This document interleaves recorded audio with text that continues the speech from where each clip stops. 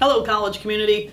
I'm Chris Young, and this is my first video cast ever, part of the communication plan I had for this year to interact between assemblies and open forums more frequently, so thanks for watching. Another one of those avenues was the Ask Chris button. That's part of the webpage, my presidential webpage on our website. And a question came through recently after the September 23rd assembly that I thought was a really cool question and that might be worthwhile to talk about in this format as well.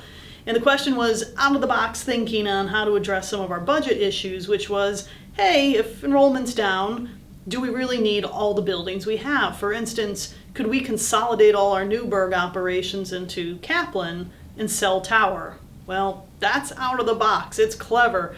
Appreciate the suggestion for sure. But the answer is no, we can't do that. And let me explain why. Because I realize that it's probably not very well known that we don't own any of our buildings at Orange County Community College. The County of Orange does. As our sponsor, they actually own the buildings. We are able to occupy them, program them every day through a legal mechanism called in trust. So the county holds the buildings in trust for the college.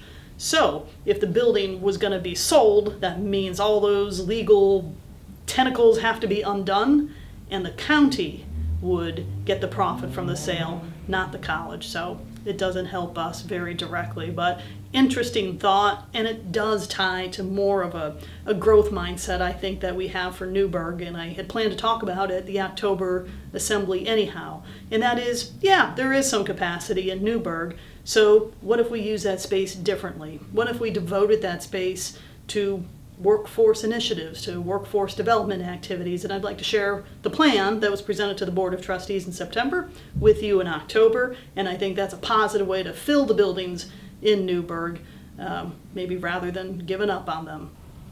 So thanks, great question. Keep the questions and comments coming on that Ask Chris button. Look forward to seeing you at the October assembly, and if you just can't wait for that, October 10th, I have another one of my open forums. This one's co-hosted with CSEA, and as in the past, that doesn't mean that you can only go if you're a member of CSEA. It's open to the entire college community, but it'll be co-hosted with leadership from CSEA. So hope to see you at one of those events. If not, see you electronically. I want to give a shout out to the class of 2019 dental hygiene graduates. They sat for their national boards, they performed at their clinical boards, and they passed them at a rate of 100%. Every last student passed both those exams. They passed their licensure exams. They're out working now, and we're just so proud of them for doing so well, and also proud of our faculty in that department. What a terrific story to tell, and I don't think that's the first year for it. I think that's 3 or 4 in a row, so congratulations, dental hygiene. I want to give a shout out to our student, John Marrow. John received the Coca-Cola Leaders of Promise Scholarship. He's only one of 207 individuals in the country to receive this recognition. It's in tribute to his promise, his involvement in PTK. He's studying education with us right now, and I got to meet him recently. What a dynamic, terrific human being. So we're really proud of you, John. Congratulations.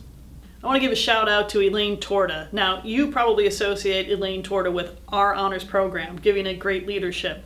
What you probably don't know, though, is the whole nation wants Elaine Torta running their honors programs, too. She's president-elect of the National Collegiate Honors Council. She's actively planning their national conference right now, and she'll be leading the whole organization next year. So we're exceptionally proud to have Elaine as our own. Congratulations, Elaine.